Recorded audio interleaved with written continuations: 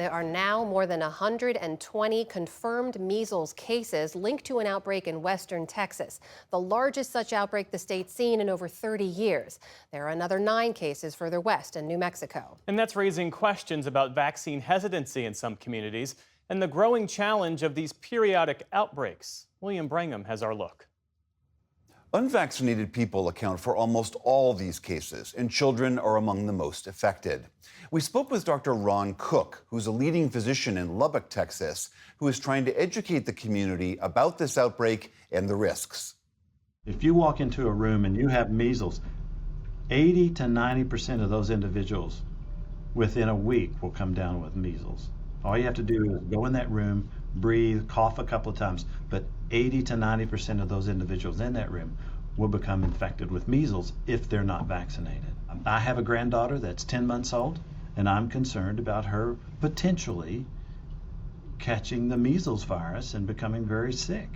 And some people would say it's just a virus, but listen, it can cause significant hospitalizations, it can cause encephalitis, it can cause even death. Dr. Cook also said the outbreak is particularly difficult to deal with because it's in such a rural area. We have to spend an inordinate amount of time trying to get in what we call contact tracing. We spend a lot of man hours trying to reach out and find people and who was there and what's their phone number and how do we get in touch with them.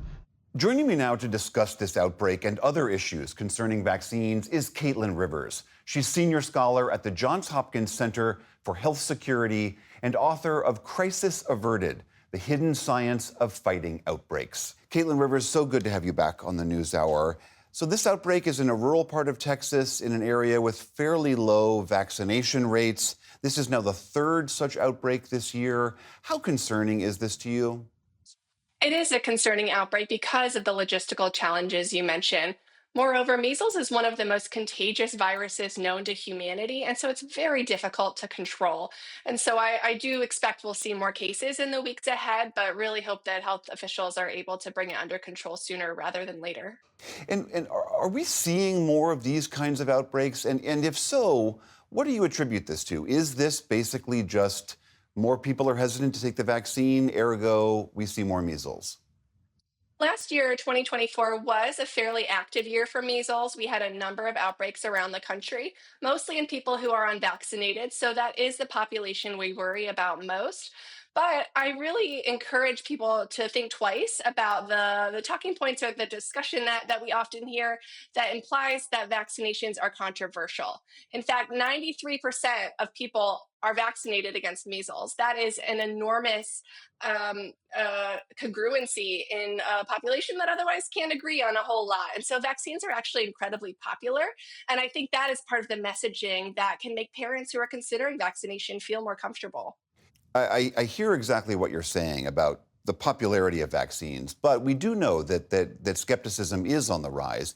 We spoke to one pediatrician in Brooklyn, New York, who described the process of having a lot of increasing numbers of parents who are resistant to taking the vaccines and what she has to do to hear them and try to persuade them. Let's hear. I have to do these after hours, on the phone, after dinner. I cannot do these during my day because how can I take care of children when you're on the front line and when they're sick? So I have to have parents either come back so that we can give them the appropriate time they need for this in a completely separate visit. Now think about what that's doing also to healthcare for us. We're already struggling to try and see the patients that we have, and we're adding this in because of, the doubt that's been placed upon the safety and efficacy of vaccines. What do you make of that? It is troubling to hear that parents are questioning vaccines, and we know that the new Secretary of Health and Human Services, Robert F. Kennedy Jr., has expressed doubt or skepticism about vaccines in the past, and that does make me concerned about what's coming down the pipe.